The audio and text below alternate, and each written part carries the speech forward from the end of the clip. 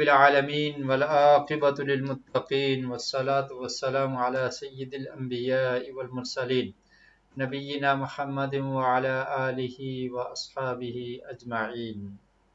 رب اشرح لي صدري ويسر لي أمري واحلل عقدة من لساني يفقه قولي. رب زدنا علما. أعوذ بالله السميع العليم من الشيطان الرجيم من همزه ونفخه ونفثه. لا يؤاخذكم الله باللغو في أيمانكم ولكن يؤاخذكم بما كسبت قلوبكم والله غفور حليم. قسموں کو آڑ نہ بناؤ. یہ اس سے پہلے والی آیت میں تھا، آیت نمبر 224 میں، اس کو ہم پڑھ چکے ہیں. اور آج کا سبق ہے پختہ قسموں پر پکڑ. جب انسان قسم کھاتا ہے تو پھر اس کام کو کرنا اس کے لیے ضروری ہو جاتا ہے. تو اس کے متعلق یہ آیت ہے. قسم آپ سمجھتے ہیں، قسم حلف، یعنی کوئی شخص اللہ کی قسم کھاتا ہے تو قسم صرف اللہ کی کھائی جا سکتی ہے. اللہ کے نام کے علاوہ، اللہ کے علاوہ کسی اور چیز کی قسم کھانا یہ درست نہیں ہے. جیسے بعض لوگ کہتے ہیں کہ مجھے ماں کی قسم، باپ کی قسم، بیٹے کی قسم، اولاد کی قسم، کسی بھی چیز کی قسم کھانا اللہ کے علاوہ یہ درست نہیں ہے.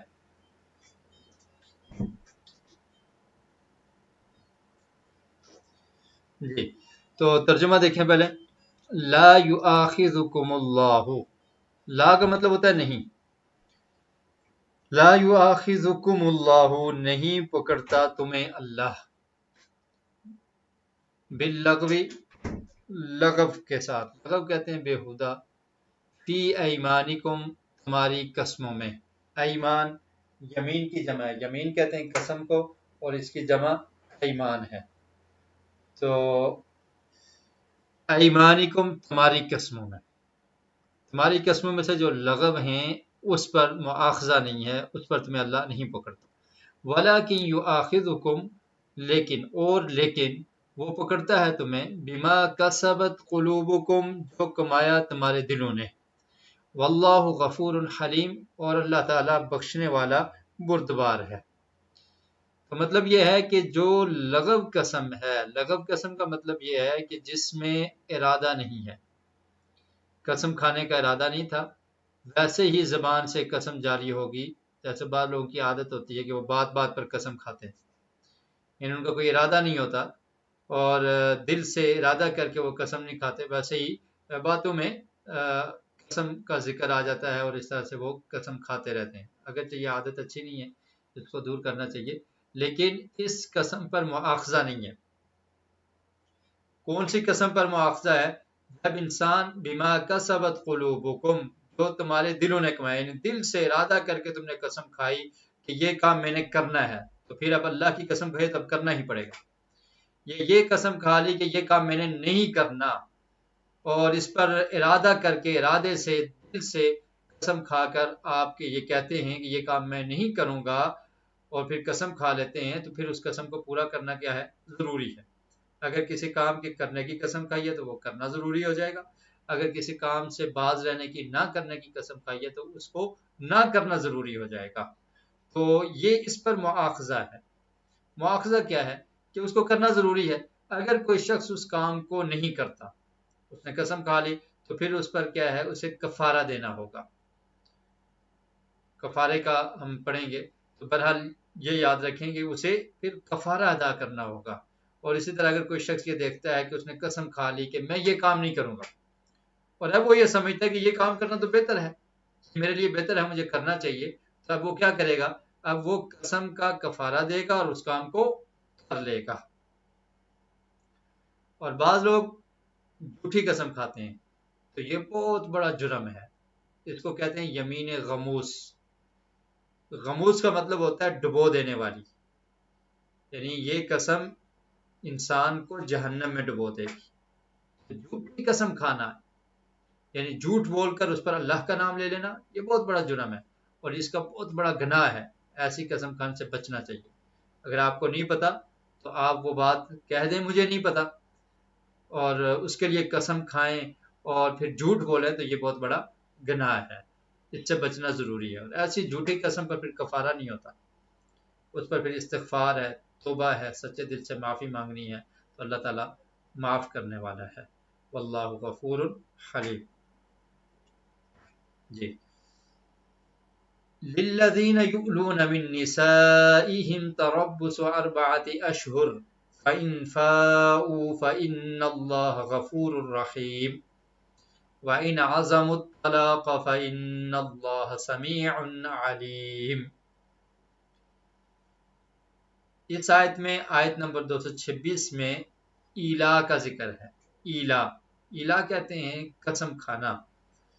کوئی شخص یہ قسم کھاتا ہے کہ میں اپنی اہلیہ کے، اپنی وائف کے قریب نہیں جاؤں گا، اس کو کیا کہتے ہیں؟ ایلا کرنا۔ یؤلون، للذین یؤلون، تو اسی سے لفظ ایلا ہے۔ تو یہ قسم کھا لینا کہ میں اپنی اہلیہ کے پاس، اپنی وائف کے پاس نہیں جاؤں گا، مطلب یہ ہے کہ جو حقوق زوجیت ہیں وہ میں ادا نہیں کروں گا، قسم کھا لیتا ہے انسان۔ تو اس کا کیا حکم ہے؟ اس آیت میں اس چیز کا ذکر ہے۔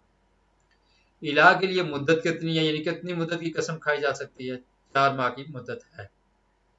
اور پھر اس سے آگے والی آیت میں طلاق اور رجوع کا ذکر ہے، اور اس کے بعد طلاق کے احکامات بیان ہوں گے۔ ترجمہ دیکھیے پہلے، للذین، ان لوگوں کے لیے، یؤلون، جو قسم کھاتے ہیں، من نسائہم، اپنی عورتوں کے بارے میں، اپنی عورتوں سے قسم کھاتے ہیں، تربص 4 اشہر، تو روکے رکھیں 4 مہینے۔ تربص کا مطلب کیا ہے؟ انتظار کریں، وہ انتظار کریں گے 4 اشہر، 4 مہینے۔ اربع کہتے ہیں 4 کو، اور اشہر شہر کی جمع ہے، مہینے۔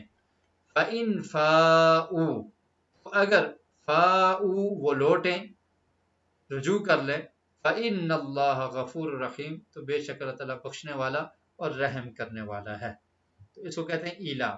تو ایلا کی زیادہ سے زیادہ مدت کتنی ہے؟ 4 مہینے ہیں۔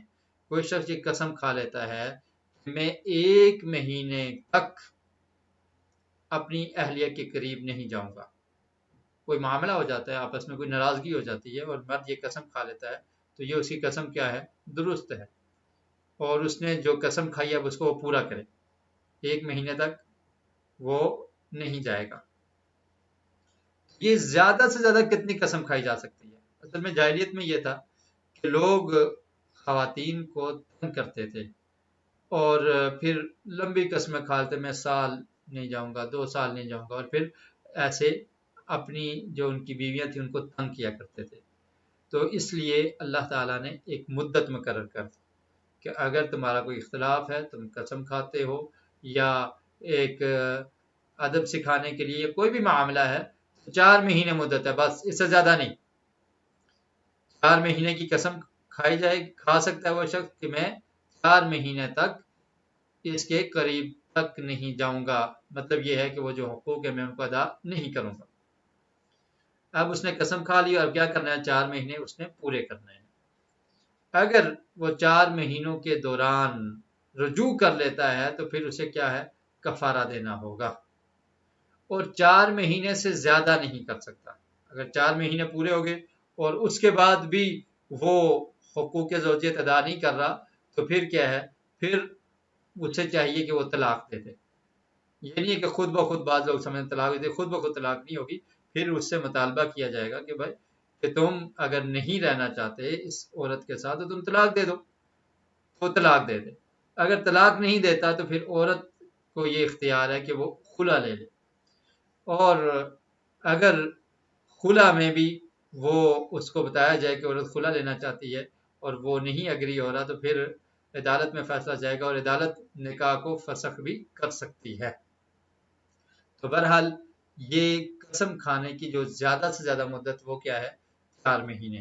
اس سے کم کی بھی قسم کھا سکتا ہے۔ کوئی شخص یہ کہتا ہے کہ میں 3 دن، کوئی کہتا ہے میں 1 ہفتہ، کوئی کیا کہتا ہے 1 مہینہ۔ تو یہ سب ایسے جو قسم کھا لی ہے اس کو پھر پورا کرنا ضروری ہوگا۔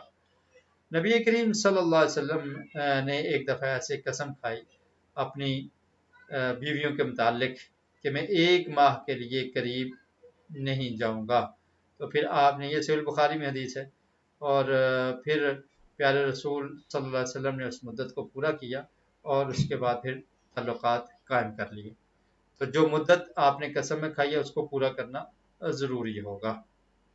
پھر اس پر جو مدت آپ نے قسم کھائی تو اس پر کفارہ نہیں ہے، جو آپ نے قسم کھائی تھی اس کو پورا کیا تو اس پر کفارہ نہیں ہے۔ وَإِنْ عَزَمُوا الطَّلَاقَ فَإِنَّ اللَّهَ سَمِيعٌ عَلِيمٌ، اور اگر وہ وَإِنْ اور اگر عَزَمُوا وہ ارادہ کریں، الطلاق طلاق کا، یعنی طلاق کا پختہ عزم کر لیں، پختہ ارادہ کریں، فَإِنَّ اللَّهَ سَمِيعٌ عَلِيمٌ تو بے شک اللہ تعالیٰ سننے والا اور جاننے والا ہے۔ یعنی اب 4 مہینے کی مدت ہے اور اس سے زیادہ قسم کھا کے علیحدہ رہنا یہ درست نہیں ہے۔ اور اس کے بعد کیا ہے، اس کے بعد اگر نہیں رکھنا چاہتے تو پھر تم بار بار تنگ نہ کرو اور طلاق دے دو۔ اگر طلاق کا پکا ارادہ ہے تو پھر اللہ تعالیٰ سننے والا اور جاننے والا ہے۔ اور اس دوران جو قسم کھائی ہے، اس کے دوران یعنی جو مدت مقرر کی ہے اس کے دوران اگر رجوع کر لیتا ہے تو پھر کفارہ دینا ہوگا، اگر وہ مدت پوری کرتا ہے تو پھر اس پر کفارہ نہیں ہے۔ وَالْمُطَلَّقَاتُ يَتَرَبَّصْنَ بِأَنفُسِهِنَّ ثَلَاثَةَ قُرُوءٍ وَلَا يَحِلُّ لَهُنَّ أَن يَكْتُمْنَ مَا خَلَقَ اللَّهُ فِي أَرْحَامِهِنَّ إِن كُنَّ يُؤْمِنَّ بِاللَّهِ وَالْيَوْمِ الْآخِرِ وَبُعُولَتُهُنَّ أَحَقُّ بِرَدِّهِنَّ فِي ذَلِكَ إِنْ أَرَادُوا إِصْلَاحًا وَلَهُنَّ مِثْلُ الَّذِي عَلَيْهِنَّ بِالْمَعْرُوفِ وَلِلرِّجَالِ عَلَيْهِنَّ دَرَجَةٌ وَاللَّهُ عَزِيزٌ حَكِيمٌ۔ اب طلاق دینے کے بعد جو عدت ہے اس کا ذکر ہے اس آیت میں کہ وہ عدت کتنی ہے۔ آج کے سبق میں پولز نہیں آپ کے لیے، ہم کوشچن نہیں کر سکیں گے، تو اگر آپ کا کوئی سوال ہو تو وہ آپ نوٹ کر لیں اور کلاس کے آخر میں آپ پوچھ سکتے ہیں۔ والمطلقات، مطلقات کہتے ہیں طلاق یافتہ عورتیں، مطلقہ ایک کو کہتے ہیں اور اس کی جمع کیا ہے مطلقات۔ تو والمطلقات کا مطلب کیا ہوگا، اور طلاق یافتہ عورتیں جن کو طلاق ہو چکی ہے، یتربصن وہ انتظار کریں، وہ روکے رکھیں، بِأَنفُسِهِنَّ اپنے آپ کو، ثلاثة قروء 3 حیض۔ قروء کا مطلب ہوتا ہے کہ جو مینسز کے دن ہیں اس کو کہا جاتا ہے، قرء یہ واحد ہے اور اس کی جمع کیا ہے قروء۔ اور ایسے ہی جو ایام طہر ہوتے ہیں ان پر بھی یہ لفظ بولا جاتا ہے، یعنی جو پاکی کے دن ہیں، عورتوں کے جو مخصوص دن ہیں اس کے علاوہ جو دن ہیں ان پر بھی یہ لفظ بولا جاتا ہے۔ تو بہرحال یہاں پر اس کا معنی کیا ہے، جو عورتوں کے مخصوص دن ہیں حیض کے دن تو وہ مراد ہیں۔ تو ترجمہ کیا ہوگا، والمطلقات اور طلاق یافتہ عورتیں، یتربصن انتظار کریں یا روکے رکھیں، بانفسہن اپنے آپ کو، ثلاثة قروء 3 حیض، ولا یحل لہن اور نہیں ہے حلال، لہن ان کے لیے، ان عورتوں کے لیے، ان یکتمن یہ کہ وہ چھپائیں، ما خلق اللہ جو اللہ نے پیدا کیا، فی ارحامہن ان کے رحموں میں، رحم کی جمع ارحام، تو ارحامہن ان کے رحموں میں، ان کن اگر وہ ہیں، یؤمن ایمان رکھتی، باللہ اللہ پر، والیوم الآخری اور آخرت کے دن پر، اگر وہ مومنہ ہیں، اللہ اور آخرت کے دن پر ایمان رکھنے والی ہیں، تو ان کے لیے حلال نہیں ہے کہ جو اللہ نے ان کے رحموں میں پیدا کیا اس کو چھپا۔ وَبُعُولَتُهُنَّ اور ان کے شوہر، ان کے ہسبینڈ، ٹھیک ہے، وَبُعُولَتُهُنَّ اور ان کے خاوند، احق زیادہ حقدار ہیں، بِرَدِّهِنَّ ان کو واپس لوٹانے کے، ان رجوع کرنے کے، فی ذالک اس میں یعنی اس عدت کے دوران، ان ارادو اگر وہ چاہتے ہیں، اصلاح صلح اگر وہ صلح کرنا چاہتے ہیں تو اس عدت کے دوران رجوع کے وہ زیادہ حقدار، وَلَهُنَّ اور ان کے لیے، اور ان عورتوں کے لیے، ہن ضمیر مؤنث کے لیے مطلب کیا ہوگا، اور ان عورتوں کے لیے، مثل الذی اسی کی مثل ہے، ایسے ہی ہے، علیہن جیسے ان کے ذمہ ہے، یعنی ان عورتوں کے بھی حقوق ہیں، وَلَهُنَّ اور ان کے حقوق ہیں، اس کا خیال رکھنا ہے، مثل الذی ایسے ہی، علیہن جیسے ان پر حق ہے، بالمعروف دستور کے مطابق، وللرجال اور مردوں کے لیے، علیہن ان کے ذمہ، یعنی ان عورتوں کے ذمہ، ان پر درجہ درجہ ہے، فضیلت ہے، یعنی مردوں کو ایک مقام ہے، علیہن عورتوں پر، ان عورتوں پر مردوں کو ایک مقام حاصل ہے، درجہ کا مطلب آپ مقام کرنا، واللہ عزیز حکیم، اللہ تعالی غالب ہے اور حکمت والا ہے، یعنی ایک درجہ ہے مردوں کے لیے ان عورتوں پر، ایک درجہ ہے، ایک مقام ہے، واللہ عزیز حکیم، اور اللہ تعالی غالب حکمت والا ہے۔ تو اس آیت میں عدت کا ذکر ہے، 3 مہینے مطلقات انتظار کریں گی، جب طلاق یافتہ عورت عدت کتنی گزارے گی؟ 3 مہینے۔ مطلقہ کی عدت کیا ہے؟ 3 حیض۔ حمل کو نہ چھپانے کی تنبیہ، خامد اگر اصلاح کرنا چاہے تو رجوع کا حقدار، مرد اور عورت دونوں حقوق کے پابند ہیں، مردوں کو عورت پر فضیلت ہے اور مردوں کو عورتوں پر فضیلت ہے۔ تو سب سے پہلی بات کیا ہے؟ والمطلقات یتربصن بانفسہن ثلاثۃ قروء، کہ مطلقہ جس عورت کو طلاق ہو چکی ہے تو وہ اپنے آپ کو 3 حیض تک روکے رکھے گی، مطلب کیا ہے؟ اس کی عدت کیا ہے؟ 3 حیض، ٹھیک ہے، مرد نے طلاق دے دی، اس کے بعد 3 حیض اس کی عدت ہے، اور یہ 3 حیض یہ خامند کے گھر ہی اس نے گزارنے ہیں۔ یہ عدت کہاں پر گزارنی ہے؟ خامند کے گھر ہی گزارنی ہے۔ ہمارے یہاں یہ ہوتا ہے کہ ابھی طلاق کا لفظ زبان سے نکلتا بعد میں ہے تو عورت پہلے اپنے والدین کے گھر پہنچ جاتی ہے، تو یہ طریقہ درست نہیں ہے۔ اگر خامند نے 1 طلاق کہہ دی ہے یا 2 طلاقیں کہہ دی ہیں تو اس کے بعد عورت وہاں پر ہی رہے گی، اپنی عدت پوری کرے گی، اور اس کے دوران اگر خامند اور اس کی صلح ہو جاتی ہے تو وہ اس کا حق رکھتا ہے، آپس میں صلح کر لے، اور صلح کے چانس بھی بن سکتے ہیں، لیکن پہلے ہی وہ سب کچھ ختم کر کے دوسرے گھر میں شفٹ ہو جانا اور پھر بہت سارے مسائل بن جاتے ہیں۔ تو وجہ کیا ہے کہ ہم شریعت پر عمل نہیں کرتے، جس کی وجہ سے بعد میں بہت ساری مشکلات کا ہمیں سامنا کرنا پڑتا ہے۔ تو پہلی چیز کیا ہے کہ 3 حیض اس نے عدت گزارنی ہے طلاق یافتہ عورت نے۔ اب اگر ایسی عورت ہے کہ اس کو مینسز آتے ہی نہیں ہیں، بڑی عمر کی ہے یا چھوٹی ہے، اس کو مینسز نہیں آتے، تو اس کی عدت کیا ہوگی؟ اس کی عدت 3 مہینے ہوگی، اگر وہ ان کی آپس میں حقوق زوجیت ادا ہو چکے ہیں اور اس کے بعد طلاق ہوئی ہے۔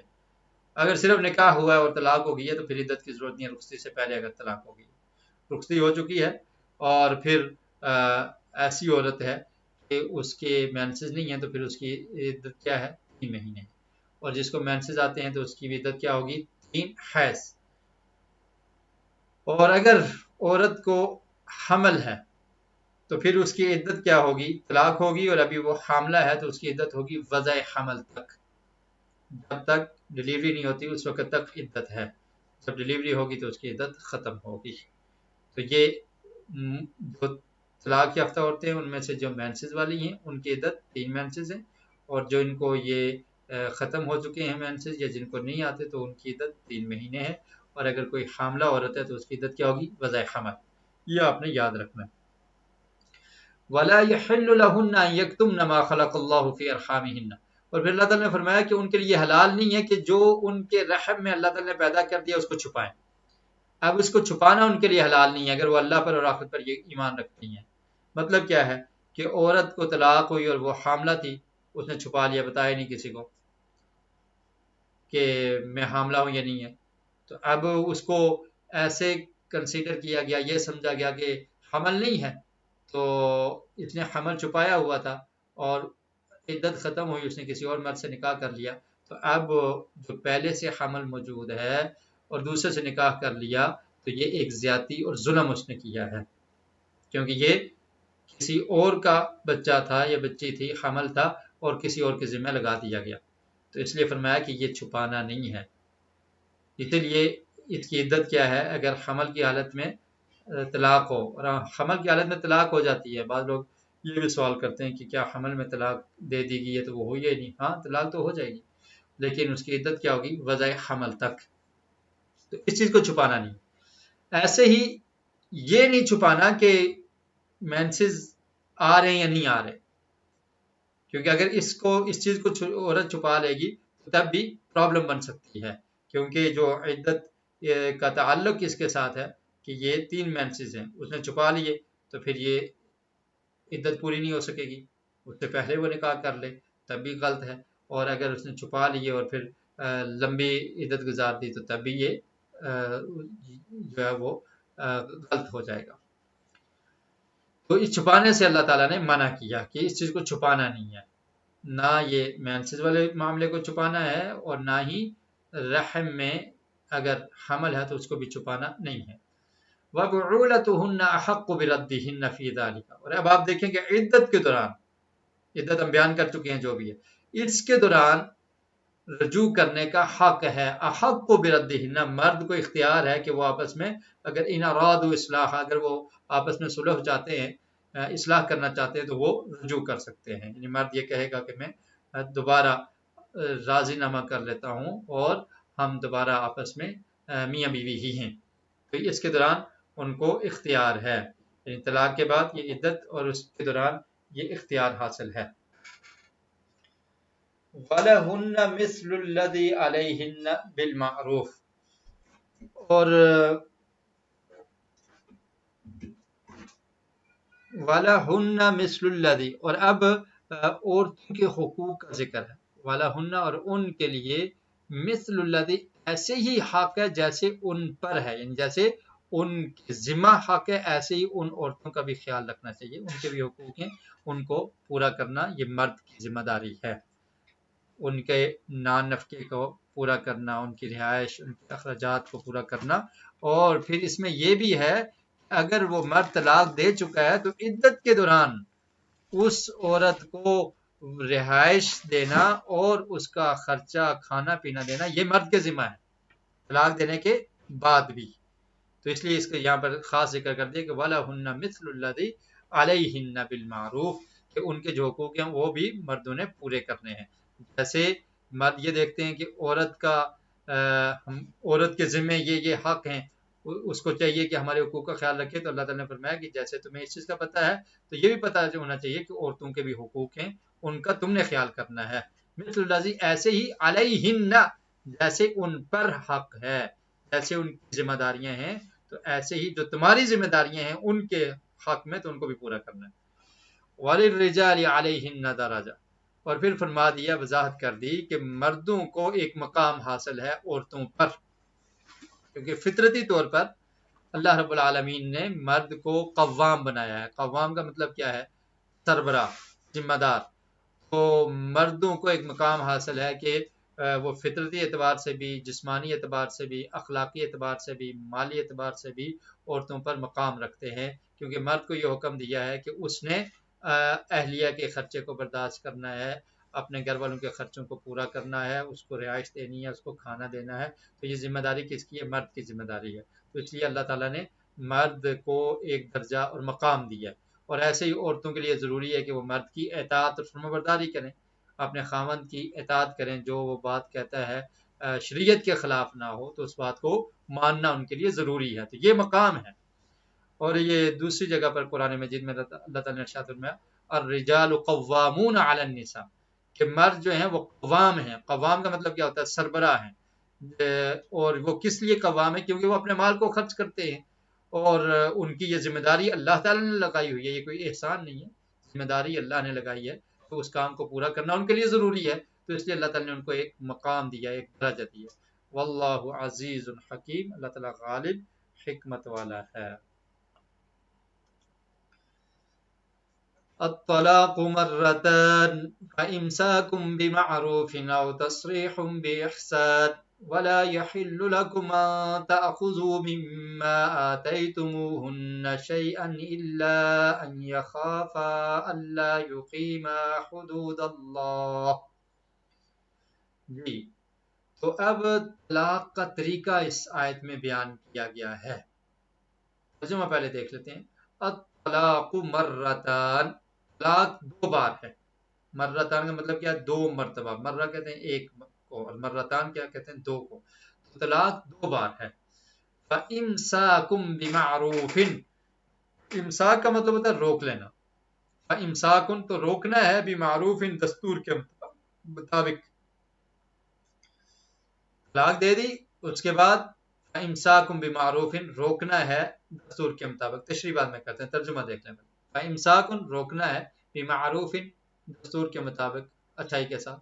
او تصریح یا چھوڑ دینا ہے، بِإِحْسَانٍ احسان کرتے ہوئے. وَلَا يَحِلُّ لَكُمْ اور نہیں ہے حلال تمہارے لیے، ان تأخذوا یہ کہ تم لو، مما جو آتیتموہن تم نے دیا ہے ان کو، ان عورتوں کو، اپنی بیویوں کو، شیئن کچھ بھی، الا مگر، ان یخافا یہ کہ وہ دونوں ڈریں، اللہ یقیما حدود اللہ کہ وہ دونوں نہیں قائم کر سکیں گے اللہ کی حدود کو. فلا جناح،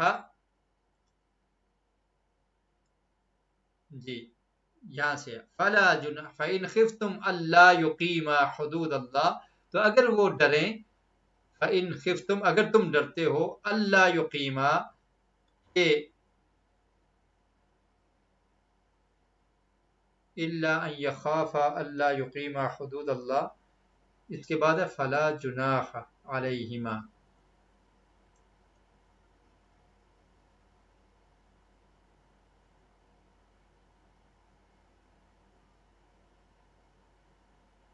جی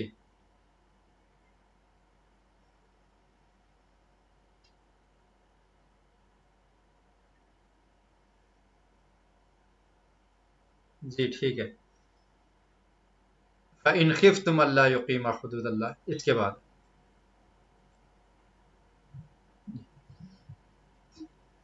ان تأخذوا، یہاں سے دیکھیں دوبارہ، ولا یحل لکم اور نہیں حلال تمہارے لیے، ان تأخذوا یہ کہ تم لو، مما آتیتموہن جو تم نے دیا ہے ان کو، شیئن کچھ بھی، ان میں کچھ بھی لینا تمہارے لیے حلال نہیں ہے، الا مگر، ان یخافا یہ کہ وہ دونوں ڈریں، یعنی میاں بیوی وہ ڈریں، اللہ یقیما حدود اللہ وہ نہیں قائم کر سکیں گے وہ دونوں اللہ کی حدود کو، اللہ کی حدوں کو.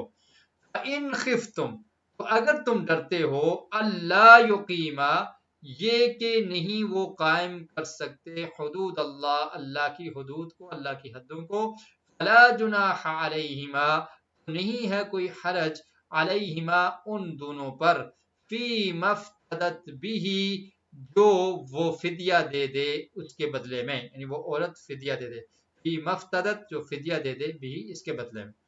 تلک حدود اللہ یہ اللہ کی حدیں ہیں، فلا تعتدوها نہ تم اس سے آگے بڑھو، نہ تم اس سے تجاوز کرو. ومن یتعدی اور جو تجاوز کرے گا، آگے بڑھے گا، حدود اللہ اللہ کی حدود سے، فاولئک هم الظالمون تو یہی ہیں وہ لوگ جو ظالم ہیں، یہی ظالم لوگ ہیں.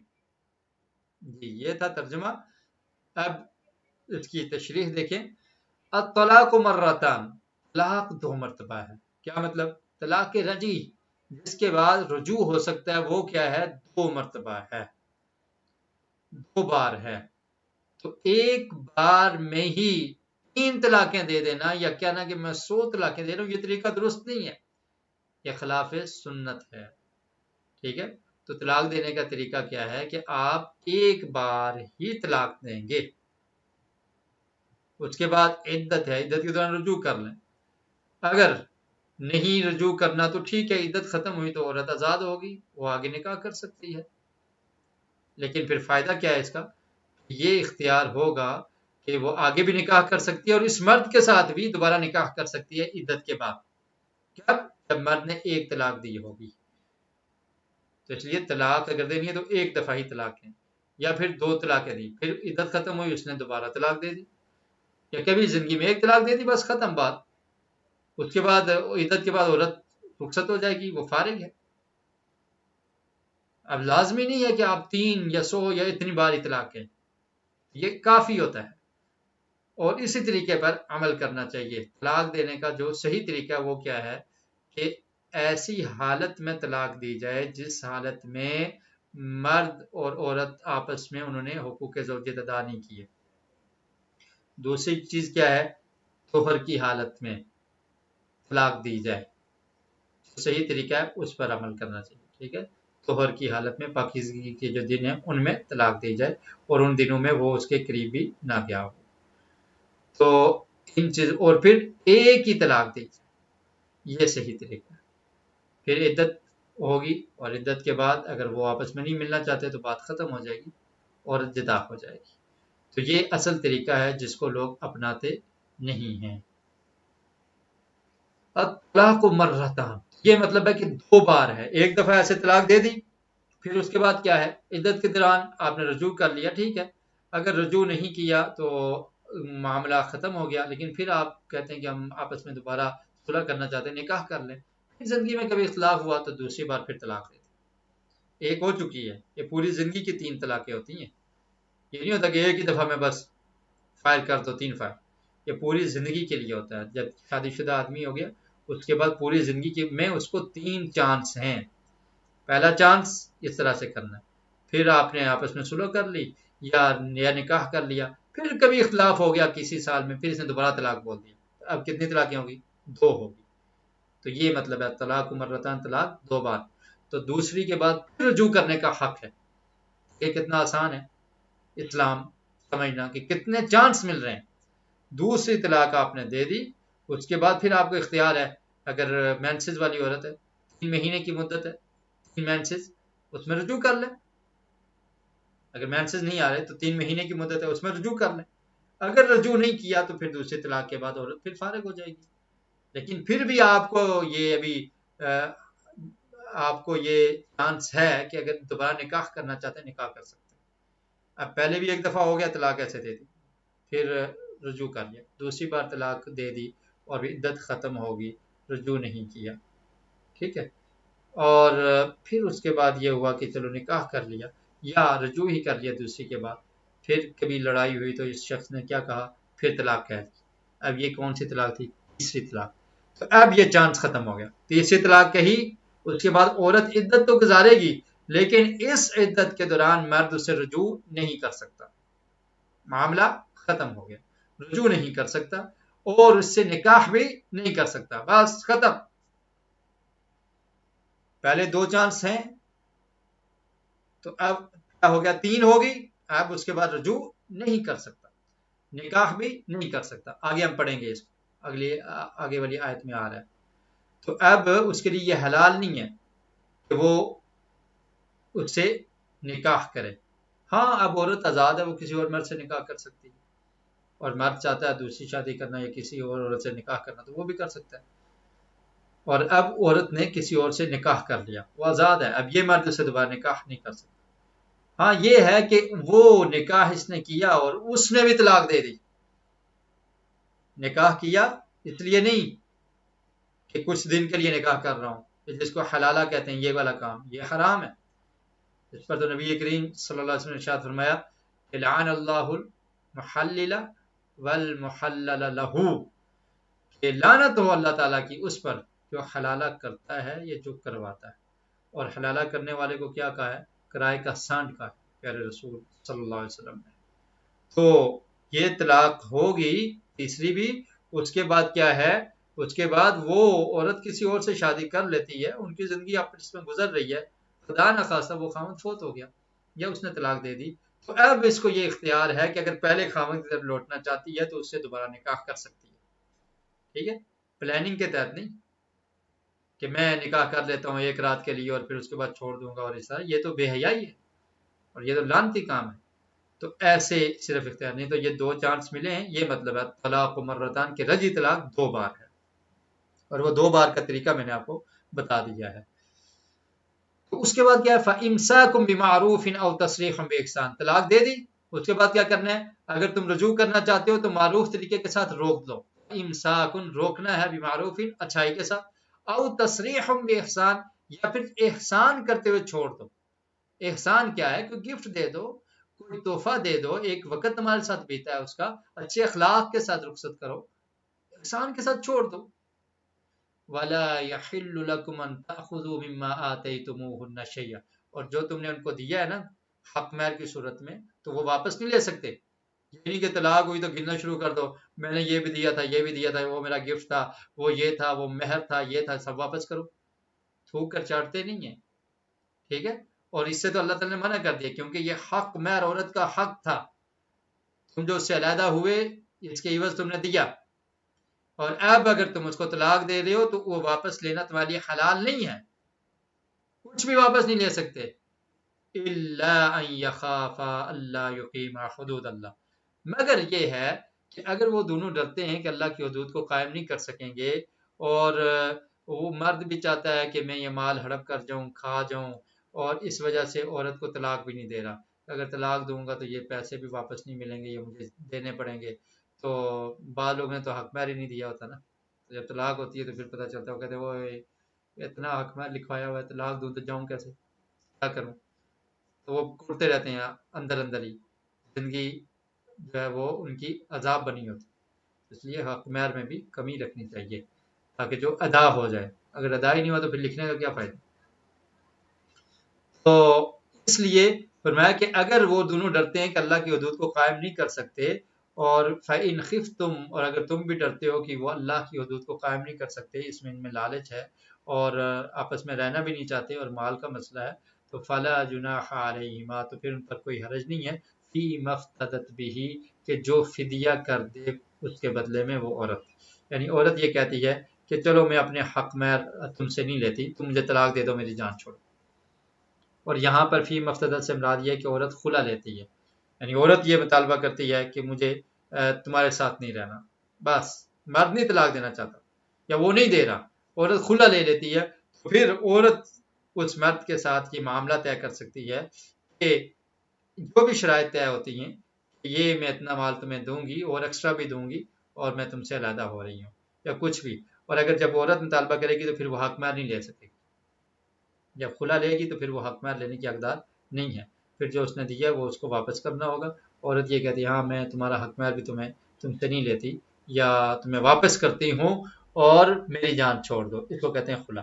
تو اس میں کوئی بھی شرط وہ رکھ سکتی ہے، مرد رکھ سکتا ہے اور عورت کو اس کو پورا کرنا ہوگا، یعنی آپس میں مال وغیرہ کی، یا حق مہر تو خیر وہ نہیں لے سکے گی اگر وہ خلا لے رہی ہے. تو یہ مطلب ہے کہ وہ فدیہ دے دے اس کے بدلے میں. کا حدود اللہ، یہ اللہ کی حدیں ہیں، فلا تعتدوها، تو ان سے تجاوز نہیں کرنا. یہ جو معاملات ہیں طلاق خلا والے، اور تو فرمایا کہ یہ اللہ کی حدیں ہیں، ان سے تجاوز نہیں کرنا کہ جو من میں آیا، جیسے من میں آیا، کوئی مرد پہ زیادتی کر رہا ہے، کوئی عورت مرد پہ زیادتی کر رہی ہے یا مرد عورت پہ زیادتی کر رہے ہے، دونوں طرح سے یہ درست نہیں ہے. اللہ کی حدیں ہیں، اس کو تجاوز نہیں کرنا. وَمَن يَتَعَدَّ حُدُودَ اللَّهِ، اور جو اللہ کی حدود سے تجاوز کرتا ہے، فَأُولَٰئِکَ هُمُ الظَّالِمُونَ، تو یہی لوگ ہیں جو ظالم ہیں.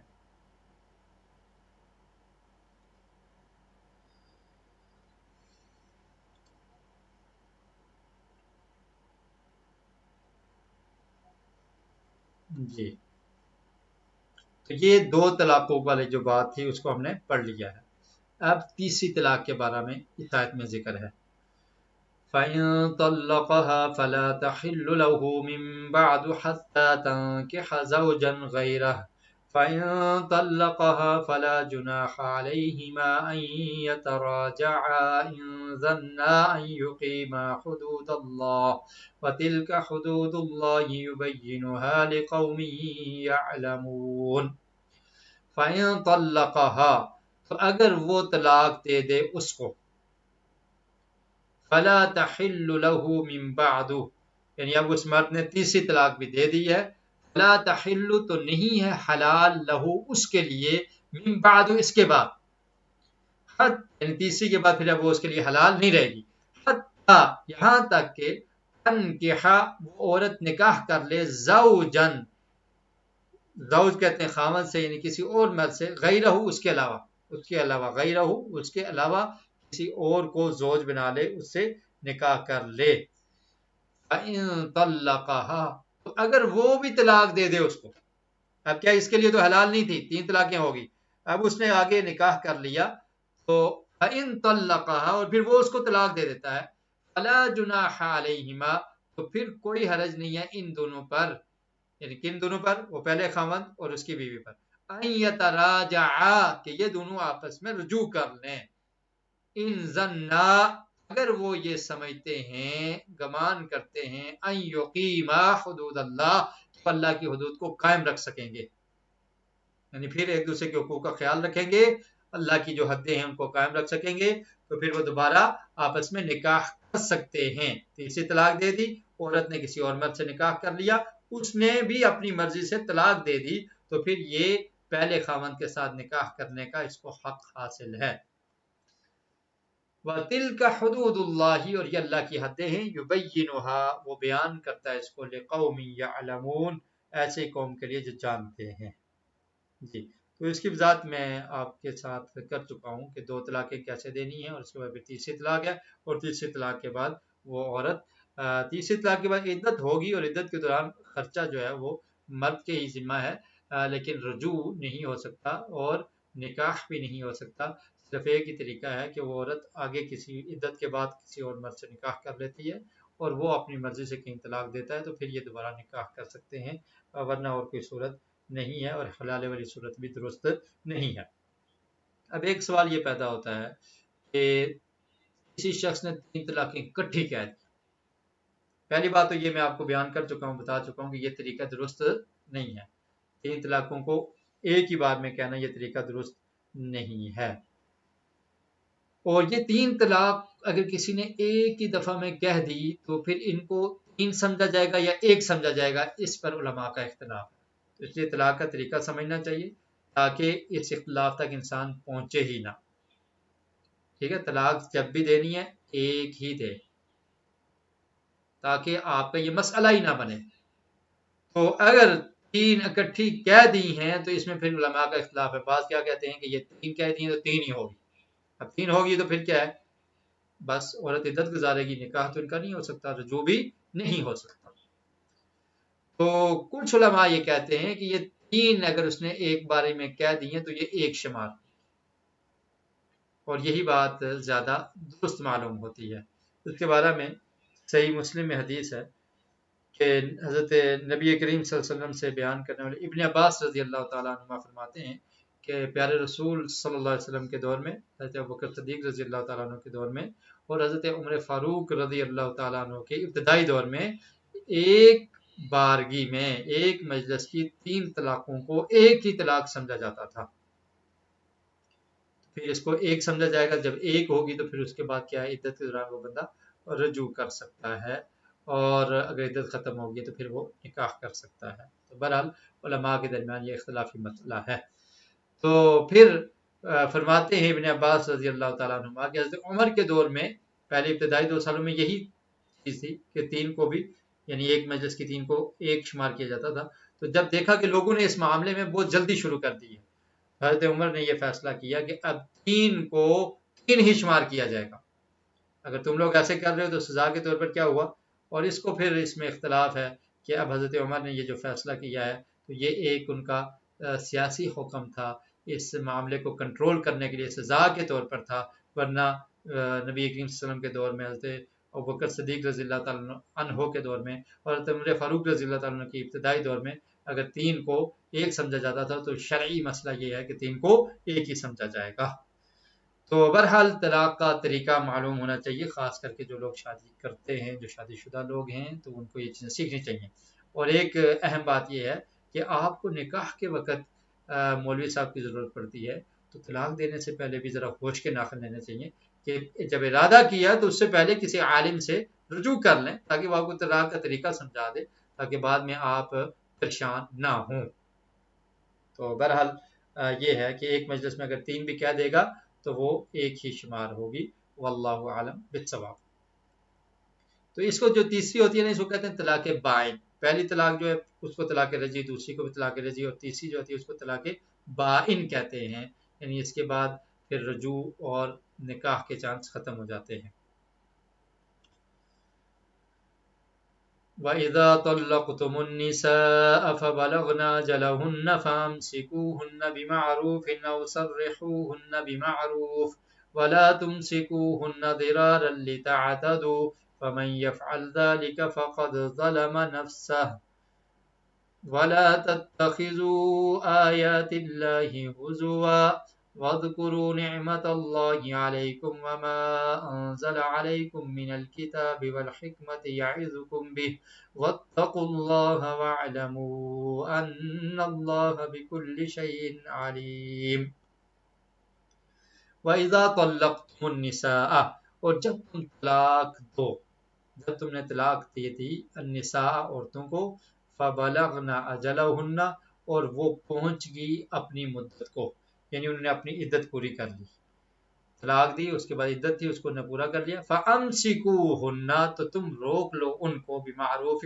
اچھائی کے ساتھ، عدت کے دوران اگر رجوع کرنا چاہتے ہو تو روک لو اچھائی کے ساتھ، عدت کے بعد نکاح کر سکتے ہو، او سرحوہن بمعروف یا تم چھوڑ دو ان کو بمعروف اچھائی کے ساتھ، ولا تمسکوہن ضرارا اور نہ تم ان کو روکے رکھو تنگ کرنے کے لیے، ضرار کا مطلب کیا ہے؟ تکلیف دینے کے لیے، لتعتدوا تاکہ تم زیادتی کرو، ومن یفعل ذلک اور جو ایسے کرے گا فقد ظلم نفسہ تو اس نے ظلم کیا نفسہ اپنی جان پر، وَلَا تَتَّخِذُوا آیَاتِ اللَّهِ هُزُوًا اور نہ تم بناؤ اللہ کی آیات کو مذاق، وَاذْكُرُوا نِعْمَةَ اللَّهِ عَلَيْكُمْ اور یاد کرو اللہ تعالیٰ کی نعمتیں علیکم جو تم پر ہیں، وَمَا أَنزَلَ عَلَيْكُمْ مِنَ الْكِتَابِ وَالْحِكْمَةِ اور یاد کرو اس کو جو نازل کیا اللہ تعالیٰ نے تم پر کتاب اور حکمت، کتاب قرآن مجید اور حکمت اور دانائی کی باتیں جو اللہ تعالیٰ نے تم پر نازل کی ہیں، حدیث رسول، یعظکم بہ وہ واز کرتا ہے تمہیں اس کے ساتھ، وہ نصیحت کرتا ہے تمہیں اس کے ساتھ، یعنی اس وحی کے ساتھ، واتقوا اللہ اور تم اللہ سے ڈر جاؤ، وعلموا اور جان لو ان اللہ بکل شیء علیم بے شک اللہ تعالیٰ ہر چیز کا علم رکھنے والا ہے۔ تو اب رجوع یا جدائی دونوں احسن انداز سے کرنے کا حکم ہے، زیادتی کی غرض سے رکنے کی ممانعت پر وعید ہے۔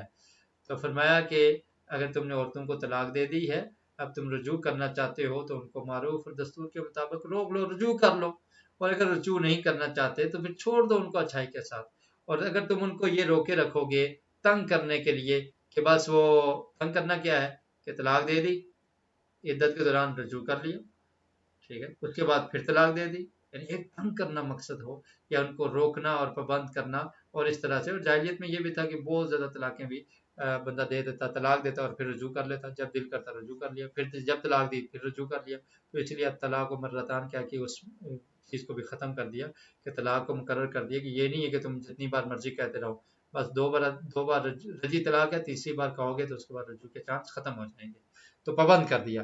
ایسے ہی یہاں پر فرمایا کہ اگر تم زیادتی کرتے ہوئے روکو گے ان کو تو یہ بہت بڑی زیادتی ہے اور یہ تم اپنی جان پر ہی ظلم کر رہے ہو، اور اللہ تعالیٰ کی جو آیات ہیں ان کا مذاق نہ بناؤ، ایسے زیادتی کر کے تو ان کا مذاق نہ بناؤ، اور اللہ تعالیٰ نے تم پر بہت ساری نعمتیں کی ہیں ان کو یاد رکھو، اور اللہ تعالیٰ نے یہ کتاب اور حکمت تمہیں عطا کی ہے جس میں اللہ تعالیٰ نے احکامات کو کھول کھول کر واضح کر کے بیان کیا ہے، قرآن مجید میں بھی اور نبی کریم صلی اللہ علیہ وسلم کے فرامین میں بھی، اس سے تمہیں چاہیے کہ تم نصیحت حاصل کرو اور اللہ تعالیٰ سے ڈر جاؤ، دنیا میں اگر ظلم کرو گے عورتوں کے حقوق کے بارے میں اللہ کا تقوی اختیار کر لو، ڈر جاؤ، بسا اوقات عورت اور مرد کے درمیان ایسے معاملات ہوتے ہیں کہ تیسرا کوئی شخص نہیں جانتا ہوتا، کچھ پتہ نہیں ہوتا، تو اس لیے فرمایا کہ وَعَلَمُوا جان لو، اگر لوگ نہیں جانتے، ان اللہ بکل شیء علیم اللہ تعالیٰ تو ہر چیز کو جاننے والا ہے، تو اللہ کے سامنے بھی تم نے جواب دینا ہے۔ وَإِذَا طَلَّقْتُمُ النِّسَاءَ فَبَلَغْنَ أَجَلَهُنَّ فَلَا تَعْضُلُوهُنَّ أَن يَنكِحْنَ أَزْوَاجَهُنَّ إِذَا تَرَاضَوْا بَيْنَهُم بِالْمَعْرُوفِ ذَلِكَ يُوعَظُ بِهِ مَن كَانَ مِنكُمْ يُؤْمِنُ بِاللَّهِ وَالْيَوْمِ الْآخِرِ ذَلِكُمْ أَزْكَىٰ لَكُمْ وَأَطْهَرُ وَاللَّهُ يَعْلَمُ وَأَنتُمْ لَا تَعْلَمُونَ۔ وَإِذَا طَلَّقْتُمُ النِّسَاءَ اور جب تم طلاق دے دو عورتوں کو، فَبَلَغْنَ أَجَلَهُنَّ وہ پہنچ جائیں اپنی عدت کو، اپنی مدت کو، فَلَا تَعْضُلُوهُنَّ تو نہ تم روکو ان کو، أَن يَنكِحْنَ یہ کہ وہ نکاح کریں، أَزْوَاجَهُنَّ اپنے خاندوں کے ساتھ، إِذَا تَرَاضَوْا بَيْنَهُم بِالْمَعْرُوفِ جب وہ راضی ہو جائیں آپس میں، بالمعروف دستور کے مطابق، ذَلِكَ يُوعَظُ ذالک یہ یو آزو نصیحت کی جاتی ہے اس کی بھی اس کے ساتھ، تمہیں نصیحت کی جاتی ہے اس کے ساتھ، من کانا کس کو، جو بھی ہے تم میں سے، یؤمن باللہ اللہ پر ایمان رکھتا، والیوم الآخر اور آخرت کے دن پر، ذالکم ازکا لکم اور یہ تمہارے لیے بہت ہی زیادہ پاکیزہ ہے، واطہر اور بہت زیادہ صاف ہے، ازکا اور اطہر کا مطلب ہے کہ صاف شفاف، اور ازکا کا مطلب ہوتا ہے زیادہ ستھرا، ٹھیک ہے، اور ازکا زیادہ ستھرا ہے، لکم تمہارے لیے، وہ اطہر اور زیادہ پاکیزہ ہے، واللہ یعلم وانتم لا تعلمون اور اللہ تعالیٰ جانتا ہے اور تم نہیں جانتے۔ جی، تو اس آیت میں عدت گزرنے کے بعد سابقہ شوہر سے نکاح کی اجازت ہے، اللہ اور آخرت پر یقین رکھنے والوں کے لیے اس میں نصیحت ہے۔ ایک صحابی ہیں، ان کا نام ہے معقل بن یسار رضی اللہ تعالی عنہ، وہ فرماتے ہیں، صحیح بخاری میں یہ روایت موجود ہے کہ میں نے اپنی بہن کا نکاح ایک شخص سے کیا، اس نے اسے طلاق دے دی، جب عدت گزر گئی تو وہ دوبارہ نکاح کا پیغام لے کر آ گیا، اب ظاہر طلاق رجعی تھی نا، تو طلاق دے دی، طلاق کے بعد دوبارہ نکاح کا پیغام لے کر آ گیا، تو معقل بن یسار رضی اللہ تعالیٰ عنہ کہتے ہیں کہ میں نے کہا کہ میں نے تیری عزت کی ہے، اپنی بہن تیرے نکاح میں دی، اور تجھے میں نے عزت دی اور تیری تکریم کی، اور تم نے اس کو طلاق دے دی، تم نے اس کی قدر نہیں کی، اور اب طلاق دینے کے بعد دوبارہ آ گئے ہو کہ دوبارہ میں تمہیں نکاح میں تیرے نکاح میں کر دوں، ایسا نہیں ہو سکتا، اب میں تمہیں تمہارے نکاح میں یہ نہیں جائے گی، اور میں اس کو تمہارے ساتھ نکاح کرنے کی اجازت نہیں دیتا۔ اور حالانکہ کیا تھا کہ وہ ان کی بہن بھی راضی تھی کہ وہ دوبارہ اپنے پہلے خامن کے ساتھ نکاح کر لیں، تو جب ان نے روک دیا تو پھر یہ آیت نازل ہوئی، اللہ تعالیٰ نے کیا فرمایا کہ اگر ان کی عدت پوری ہوگی ہے فَلَا تَعْضُلُوهُنَّ کہ تم نے روکنا نہیں ہے ان کو، عورت کے جو اولیاء ہیں ان کو حکم دیا جائے کہ تم نے روکنا نہیں ہے، يَنْكِحْنَ أَزْوَاجَهُنَّ کہ وہ اپنے خاوندوں سے نکاح کر لیں، جو ان کا خاوند تھا وہی نکاح کا دوبارہ پیغام لے کر آ گیا ہے، اور اگر وہ عورت راضی ہے، اسے نکاح کرنا چاہتی ہے تو اس میں تم روک نہیں سکتے۔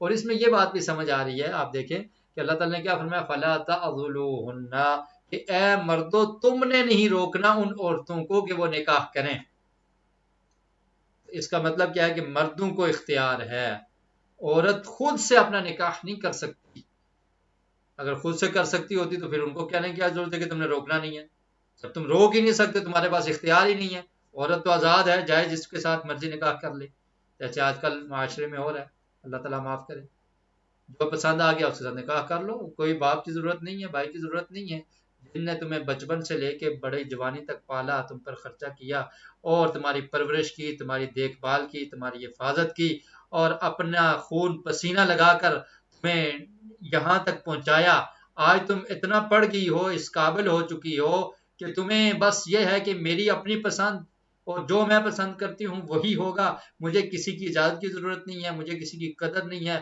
میں اتنی ناشکری ہوں کہ مجھے کوئی کس سے پوچھنے کی ضرورت نہیں ہے، مجھے جو پسند آتا ہے میں اس کے ساتھ چلی جاؤں گی، شریعت اس چیز کی اجازت نہیں دیتی۔ ہاں عورت کو یہ اختیار ہے، عورت سے پوچھا جائے گا، اس پہ زبردستی اس کو کسی کے سپرد کرنا یہ بھی درست نہیں ہے، باپ چاہتا ہے زبردستی اس کا نکاح کسی کے ساتھ کر دے، یہ نکاح درست نہیں ہے، لیکن عورت بھی ایسے ہی اپنی خواہش کو پورا کرنے کے لیے جس کے ساتھ مرضی چلی جائے، اسلام اس کو بھی پسند نہیں کرتا، بلکہ دونوں چیزوں کو بیلنس رکھنا ہے، مرد کی ذمہ داری ہے، ہاں عورت کو کوئی پسند ہے وہ اس سے بات کرے اپنے والد سے، اپنے سرپرست سے کہ میں اس سے نکاح کرنا چاہتی ہوں، اور وہ نکاح کا پیغام لے کر ہاں نکاح کر، تو یہ طریقہ ہے، عورت خود نکاح نہیں کر سکتی، اور اس آیت میں بھی اس کی طرف اشارہ ہے، فَلَا تَعْضُلُوهُنَّ کہ ان مردوں کو حکم دیا کہ تم نے روکنا نہیں ہے کہ وہ اپنے خامدوں سے ان کا نکاح ہو، تو اب اختیار کس کو ہے؟ مرد کو اختیار ہے، جو سرپرست ہے تو اس نے نکاح کروانا ہے، تو بغیر ولی، اس کو کہتے ہیں ولی، بغیر ولی کی اجازت کے جو نکاح ہے وہ درست نہیں ہے، نبی کریم صلی اللہ علیہ وسلم کا فرمان بھی ہے لا نکاح الا بولی، کہ ولی کے بغیر نکاح نہیں ہوتا، اور ایسے ہی حضرت عائشہ رضی اللہ تعالیٰ عنہ سے مروی یہ فرمان پیارے رسول صلی اللہ علیہ وسلم کا موجود ہے کہ کوئی عورت اپنا نکاح خود نہیں کر سکتی، اور ایک عورت دوسری عورت کا نکاح بھی نہیں دے سکتی، اور فرمایا کہ جو عورت خود سے نکاح کر لے تو وہ کیا ہے؟ زانیہ ہے، اس لیے اس برائی سے بچنا ضروری ہے۔ تو فرمایا کہ تم نے روکنا نہیں ہے کہ وہ اپنے پہلے خاندوں سے نکاح کر لیں، اذا تراضوا بینہم بالمعروف، جب وہ راضی ہو جائیں آپس میں دستور کے مطابق۔ اب عورت بھی راضی ہے، مرد بھی راضی ہے، تو رسا کو چاہیے کہ وہ اب روکیں نہیں، وہ اگر نکاح کا پیغام لے کے آئے تو اس کو نکاح دے دے۔ تو یہ دیکھیں، یہ دوسری چیز بھی سمجھ آ رہی ہے کہ عورت کی رضامندی بھی نکاح کے لیے ضروری ہے، اور اس کا خیال رکھا جائے گا۔ یہاں پر بھی خیال رکھا جائے، متعلقہ عورت ہے لیکن پھر بھی اس کی رضامندی کا خیال ہے کہ اگر وہ راضی ہیں تو پھر تم اس کے ساتھ نکاح کر لو، تمہیں روکنے کا اختیار نہیں ہے۔ پھر ماقل بن یسار رضی اللہ تعالیٰ عنہ فرماتے ہیں کہ جب یہ آیت نازل ہوئی تو میں نے اسی مرد سے اپنی بہن کا نکاح کر دیا اور فرمایا کہ ہم نہیں روکیں گے۔ تو یہ ہے قرآن کے حکم پر عمل کرنے کی مثال بھی۔